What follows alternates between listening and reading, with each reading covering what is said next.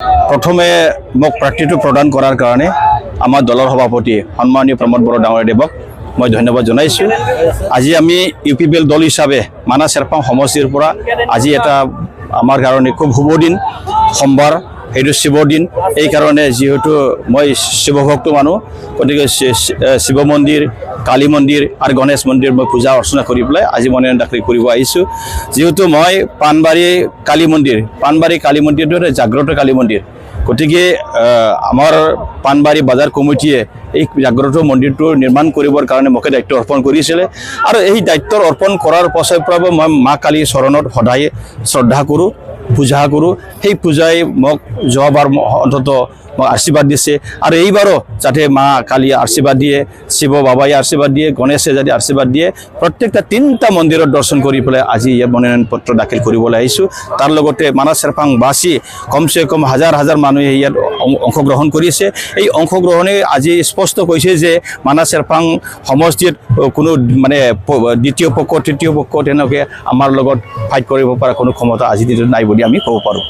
Sir, যেহেতু আপনি running MCLA, আপনি কি কাম কৰাৰ বাবে আপনাৰ পুনৰ্বাৰ টিকিট দিয়ে বলে ভাবে আপনি?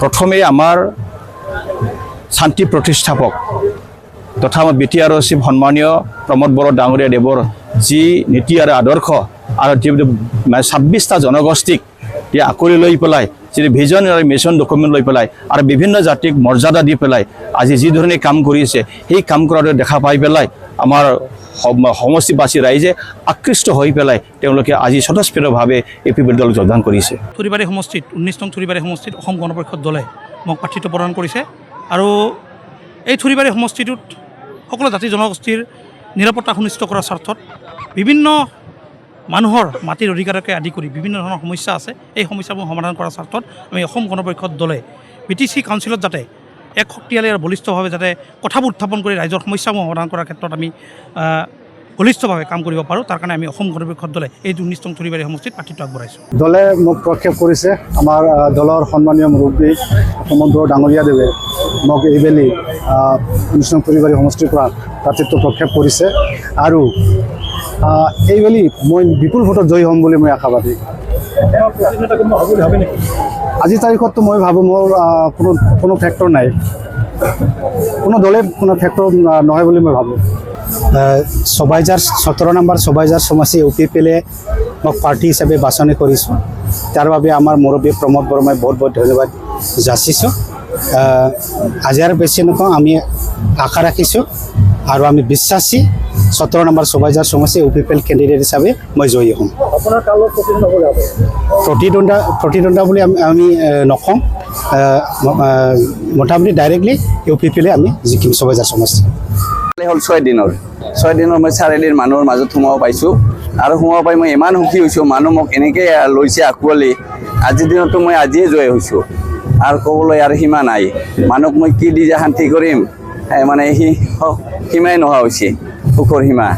মানে এনেকৈয়ে মোক আঁকোৱালি লৈছে আৰু নিশ্চয় মই ৰাইজৰ কাম কৰিম আৰু আপোনাৰ লগত বহুত কথা ক'বলৈ আছে কম আৰু সেইখিনি আপুনি নিশ্চয় সুবিধা দিব। আৰু ইছ্যু মানে মই ইছ্যুৰ কথাটো পিছত ক'ম, আজি মই হয়তো টিকেটখিনি লওঁ। আপুনি চাওক, মাজতে আপোনাৰ লগত মই প্ৰেছ মিট দিছোঁ, সেই প্ৰেছ মিটতে মই মানে মানুহে বুজি পাইছে আৰু মোক ক'বলৈ চান্স দিলে মই ক'ম আৰু সেইকাৰণে মানুহখিনি ক'বলৈ দিয়াৰ কাৰণে মোক আগবাঢ়ি আহিছে নিশ্চয়। হয়, এইবাৰ আমি CPM দলৰ পৰা আমি 19 নং থুৰিবাৰীত প্ৰাৰ্থীত্ব দিছে আৰু সেইকাৰণে এইবাৰ আমি খেলিবলৈ ওলাইছোঁ। আমি দেখিছোঁ যে 19 নং থুৰিবাৰীত বহুকেইজন প্ৰাৰ্থী আছে, কিন্তু কথাটো হৈছে যে এইবাৰ সদনত BTCৰ সদনত এক বলিষ্ঠ কণ্ঠ হিচাপে পাৰ্টীয়ে মোক মনোনীত কৰিছে আৰু ৰাইজক এই আবদাৰটো ৰাখিম। ৰাইজে যদি ভাবে যে নহয় মই ৰাইজৰ কথাখিনি এজ এ ৰিপ্ৰেজেণ্টেটিভ হিচাপে যদি সদনত লৈ যাব পাৰোঁ বুলি ভাবে যদি, তেতিয়াহ'লে আশা ৰাখিম যে ৰাইজে বিপুল ভোটেৰে মোক জয়যুক্ত কৰাব। কিহৰ কাৰণে ইমান দিন ধৰি মই ৰাইজৰ হৈ মাত মাতি আহিছোঁ, ৰাইজৰ বাবে ৰাস্তাত আন্দোলনত জড়িত হৈ আছোঁ আৰু সেই আন্দোলনটো যাতে BTCৰ সদনলৈকে লৈ যাব পাৰোঁ, সেইকাৰণেই ৰাইজৰ তাতে আবদাৰ থাকিব যে যাতে ৰাইজে আমাক ভোট কৰে। প্ৰথমে মই আমাৰ সন্মানীয় হাইকমাণ্ড প্ৰমোদ বড়ো ডাঙৰীয়াক ধন্যবাদ জ্ঞাপন কৰিছোঁ, কিয়নো এখেতে মোৰ ওপৰত বিশ্বাস ৰাখি পেলাই আমাৰ UPPL দলৰ পৰা 16 নং নিচিমা ব্লক UPPL দলৰ ব্লকৰ হৈ পেলাই এজন কেণ্ডিডেট হিচাপে নমিনেটেড কৰিলে আৰু আমাৰ বিশ্বাস আছে 40টা সমষ্টিত যদি আমি খেলিম তাৰে 32টাত আমি জিকিম Thank you. আমাৰ লগত কণ্টেষ্ট নাই এজনে কণ্টেষ্ট আছে ওপৰলা আপোনাৰ তাতে বিক্ৰী কৰিছে UPPLৰ কৰ্মী নিচিমা UPPL আপোনাৰ সমষ্টি আপোনাৰ তাতে বিক্ৰী কৰা বুলি this is called sacrifice. I can do everything for the greater interest of our community. Thank you. আন্তৰিক শুভেচ্ছা মই জ্ঞাপন কৰিছোঁ, অভিনন্দন জ্ঞাপন কৰিছোঁ। ইয়াৰ লগতে আমাৰ দলীয় নেতাকৰ্মী তথা সন্মানীয় ভোটাৰ ৰাইজসকলক মই ধন্যবাদ জ্ঞাপন কৰিছোঁ, শুভেচ্ছা জ্ঞাপন কৰিছোঁ তেখেতসকলৰ প্ৰতিও যে আগন্তুক 22 তাৰিখে হ'ব লগা যি নিৰ্বাচন, সেই নিৰ্বাচনৰ কাৰণে আজি বিজনী চাব ডিভিজনৰ অন্তৰ্গত 4টা সমষ্টি নিচিমা, চুভাইজাৰ, থুৰিবাৰী আৰু মানাছ চেৰপাং, এই 4টা সমষ্টিৰ কাৰণে আমি প্ৰাৰ্থী আজি মনোনয়ন পত্ৰ দাখিল কৰিলে আমাৰ চিভিল SDO বিজনীত। এই সময়ত যিখিনি আজি যি পৰিৱেশ আজি আমি দেখি আছোঁ যে বিজনী 4টা সমষ্টিৰ শুভ বাৰ্তা নিশ্চয়কৈ আমি 26 তাৰিখে নিশ্চয়কৈ আমি লাভ কৰিম।